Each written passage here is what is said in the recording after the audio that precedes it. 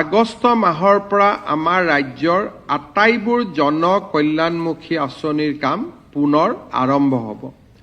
অৰুণোদয়, নিযুত মইনা, নিযুত বাবু, জীৱন প্ৰেৰণা, যিমানবিলাক ৰাজ্য চৰকাৰৰ সুলভ মূল্যত চাউল, চেনি, দালিৰ যোগান, যিমানবিলাক আমাৰ আঁচনি আছিল, পূৰ্ণাংগ বাজেট দাখিল নকৰাৰ কাৰণে এই আঁচনিবোৰ যোৱা এমাহ বা দুমাহত ৰূপায়ণ হোৱা নাছিল। আগষ্ট মাহৰ পৰা এই সকলো আঁচনি ৰূপায়ণৰ আমি আমাৰ প্ৰতিশ্ৰুতি দোহাৰিছোঁ। আপোনালোকে জানি নিশ্চিতভাৱে সুখী হ'ব যে প্ৰথমবাৰৰ বাবে আমাৰ চৰকাৰে আমাৰ জনমুখী আঁচনিবিলাকত আমি কিমান টকা ব্যয় কৰোঁ। আমাৰ বহুতবিলাক আঁচনি আছে, যেনেকৈ দুগ্ধ উৎপাদনকাৰীসকলক আমি প্ৰতি লিটাৰত 5 টকা সাহায্য দিওঁ, অৰুণোদয় দিওঁ, নিযুত বাবু, নিযুত মইনা, জীৱন প্ৰেৰণা, আমাৰ চাহ বাগিচাৰ মাতৃসকললৈকে তেওঁলোকক প্ৰসূতিকালীন সময়ত আমি দিয়া সহায় সুবিধা, এই আটাইবোৰ ধৰিলে আমাৰ এই বছৰ আমি জন কল্যাণমূলক আঁচনিত 6,000 কোটি টকা আমি ব্যয় কৰিম। এই সংখ্যাটো অসমৰ দৰে এখন ৰাজ্যৰ কাৰণে যথেষ্ট ডাঙৰ সংখ্যা। 6,000 crores আমি বাজেটত উল্লেখ কৰিছোঁ যে আমাৰ গোটেইবোৰ বিভাগত সামগ্ৰিকভাৱে আমি অৰুণোদয়কে ধৰি আমাৰ ফ্লেগশ্বিপ স্কিমবিলাকৰ ক্ষেত্ৰত আমি 6,000 কোটি টকা আমি খৰচ কৰিম। ইয়াত এটা উন্নয়নমূলক আঁচনিবিলাকত এটা সৰুকৈ টুইষ্ট দিয়া হৈছে, আপোনালোকে লক্ষ্য কৰিছে। মই অকণমান সকলোৱে বুজাকৈ ৰাষ্ট্ৰীয় দৰ্শকৰ কাৰণেও ক'ব খুজিছোঁ। पहला बार असम सरकार ने एक सिद्धांत लिया है कि जो भी व्यक्ति पॉलीगेमी में इन्वॉल्व होगा उनको सरकार से कोई स्कीम नहीं मिलेगा।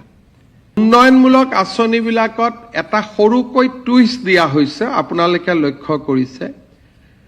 মই অকণমান সকলোৱে বুজাকৈ ৰাষ্ট্ৰীয় দৰ্শকৰ কাৰণেও ক'ব খুজিছোঁ। पहला बार असम सरकार ने एक सिद्धांत लिया है कि जो भी व्यक्ति पॉलीगेमी में इन्वॉल्व होगा उनको सरकार से कोई स्कीम नहीं मिलेगा। जो भी व्यक्ति बहुविवाह में लिप्त होगा उनको सरकार का द्वारा दिया गया कोई भी स्कीम का सुविधा असम में नहीं मिलेगा। साथ साथ में हमने ये भी बता दिया है कि कोई भी व्यक्ति पॉलीगेमी में इन्वॉल्व होगा उनको, अगर वो सरकारी कर्मचारी है, तुरंत सरकार उनको काम से बर्खास्त करेगा।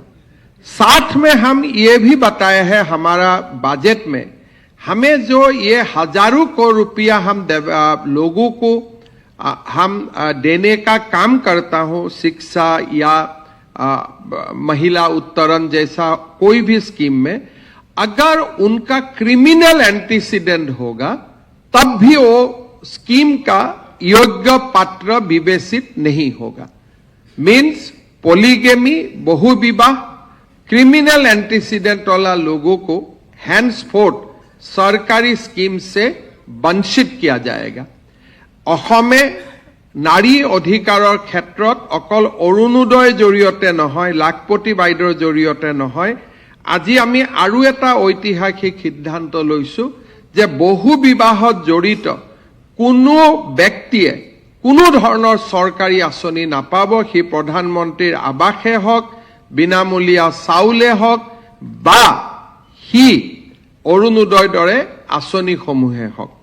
So total outgo for the welfare schemes will be 6,000 crores. অসমৰ যাতায়াতৰ ক্ষেত্ৰত এই বাজেটখনে অত্যন্ত গুৰুত্ব দিছে আৰু যাতায়াত বুলি কওঁতে আমি অকল পথ বুজোৱা নাই, পথ, ৰেল আৰু এয়াৰৱেজ, হাইৱেজ, ৰেলৱেজ, এয়াৰৱেজ।